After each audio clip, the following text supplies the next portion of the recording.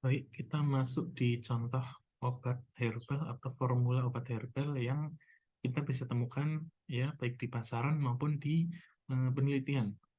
Nanti contoh-contoh yang saya berikan itu hanya satu dari setiap bab tadi.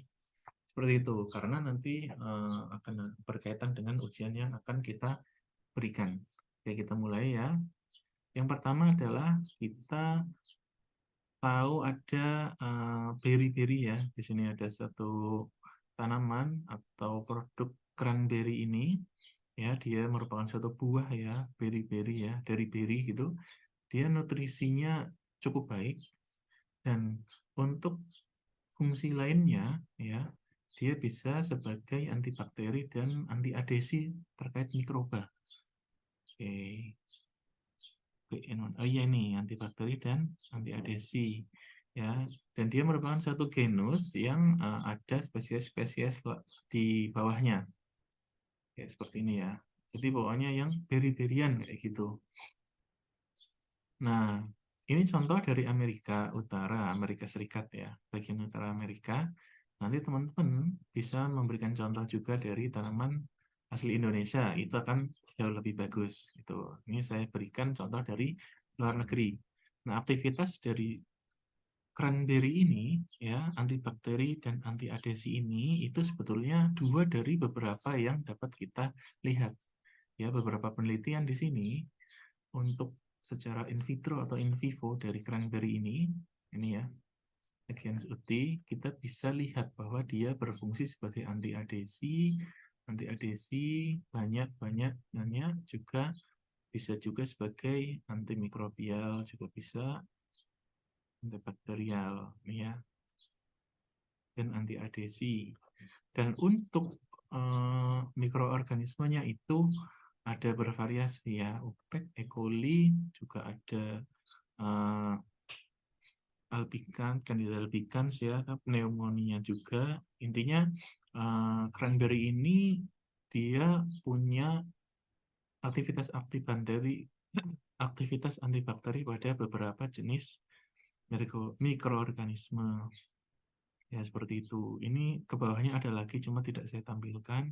Tetapi intinya cranberry ini bisa salah satunya kita gunakan untuk infeksi saluran kemih. Banyak yang lain, ini hanya satu contoh ya. Kemudian ini yang teman-teman sangat familiar, mungkin ya ini di apotek-apotek juga ada, Batugin Elixir. Ini juga saya sudah membuktikan pada beberapa orang memang ini cukup efektif Batugin ini. Batunya bisa keluar gitu, baik dalam bentuk utuh maupun dalam bentuk sudah hancur bongkahan.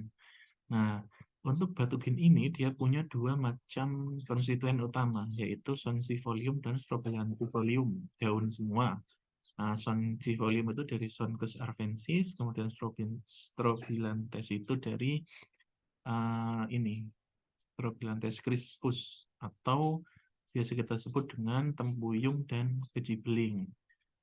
Yang pertama adalah Sonchus arvensis, tempuyung, dia diuretik yang cukup kuat sehingga ketika kita perlancar urin yang keluar, maka harapannya adalah semakin sering terkikis batunya sehingga ukurannya menjadi semakin kecil.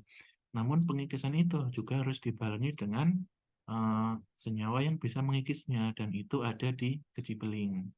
Karena konstituen dalam kejibeling ini salah satunya bisa untuk meluruhkan batu dan juga menghindari efek inflamasi yang berlebihan. Selain itu juga dia kejibeling bisa untuk diuretik juga. Nah, kombinasi dari A dan B ini itu cukup baik untuk mengeluarkan batu ginjal dari tubuh kita. Inilah yang kita sebut dengan efek yang sinergis. Oke, kemudian yang ketiga adalah yang penyakit ginjal atau kidney disease. Oke, biasanya untuk yang kidney disease itu kita lebih ke pencegahan. Saya belum tahu, saya pribadi belum menemukan atau mungkin memang saya belum ini ya, belum banyak diskusi tentang ketika sudah gagal ginjal itu herbal apa yang digunakan. Nah, mungkin teman-teman yang lain ada yang punya info dan bisa di-share ke saya juga ya. Oke, kalau ada. Nah, salah satu contohnya ya di sini kita lihat itu ada kidney tonic. Ya, di sini ada beberapa, saya crop saja. Di sini ada beberapa isinya seperti ini ya. Oh, yang dandelion belum saya masukkan ya. Oke, saya langsung ke berry ya udah. Oke, intinya seperti ini. Intinya dari komposisi sebanyak ini itu biasanya mereka punya efek-efek yang sama maupun berlainan. Contohnya adalah di sini ada nama latinnya di sini ya, saya sertakan. Kemudian nama dagangnya ya, di sini itu ada nama dagangnya kayak Boldo itu. Boldo itu apa ya? Saya lupa. Peumus boldus, oh iya. Ya, Puju, soalnya agak susah ya, apa namanya, antara nama dagang kadang beda dengan ininya.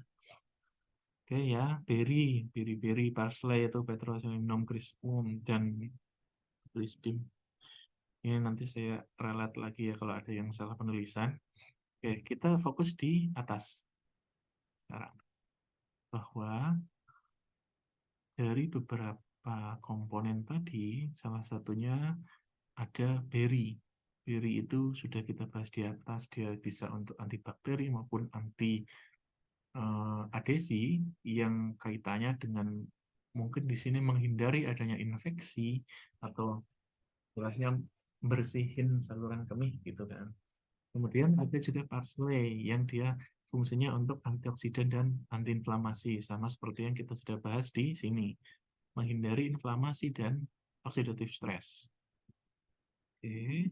Kemudian ada juga Couchgrass ini dia untuk diuretik juga supaya alirannya lebih lancar, bisa untuk antimikroba juga. Nah, kemudian Boldo ini dia punya kandungan antioksidan, tetapi pada beberapa kasus dia juga bisa ada iritasi terhadap ginjalnya. Nah, inilah yang kita harus asesmen bahwa kita nggak sembarang pakai eh, tanaman herbal seperti itu. Ini mungkin ya pertimbangannya dimasukkan adalah karena benefitnya itu lebih besar daripada risk ya, dari uh, resiko yang didapat dari menggunakan tanaman ini. Oleh karena itu dimasukkanlah, atau dia mungkin bisa dibantu oleh yang lainnya, komponen-komponen lainnya itu juga bisa. Kemudian Pucu itu dia melancarkan aliran air menuju ginjal jika dia berkhasiat untuk antiinflamasi.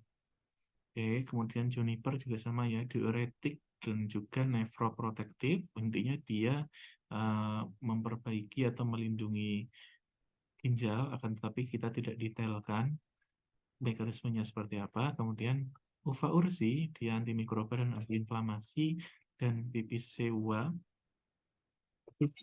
maaf, itu dia antiinflamasi, hmm, antiinflamasi dan antiinfeksi. Oke. Nah, dari komponen-komponen yang ada di sini, maka kita bisa dapat generalisir ya bahwa di dalamnya ada efek diuretik, terus kemudian antimikroba secara umum ya, akan tetapi yang memang banyak di situ itu sebagai anti inflamasi dan antioksidannya juga untuk kesehatan dari ginjal. Oke, jadi baik itu mungkin 3 macam obat dari 3 yang kita bahas tadi. Ya, teman-teman juga bisa mencari dari berbagai referensi ya, dari formularium, atau ada yang namanya vademecum, teman-teman juga bisa lihat di situ, ramuan cabai puyang, warisan nenek moyang, kemudian berbagai referensi dan jurnal. Ya, kalau teman-teman lihat di Kementerian Kesehatan, itu ada formularium obat herbal nasional. Itu juga teman-teman bisa gunakan. Contohnya yang kiri ini ya, yang nih untuk antidiuretik atau untuk nefrolitiasis. Oke, jadi mungkin sekian saja. Terima kasih atas perhatiannya. Assalamualaikum warahmatullahi wabarakatuh.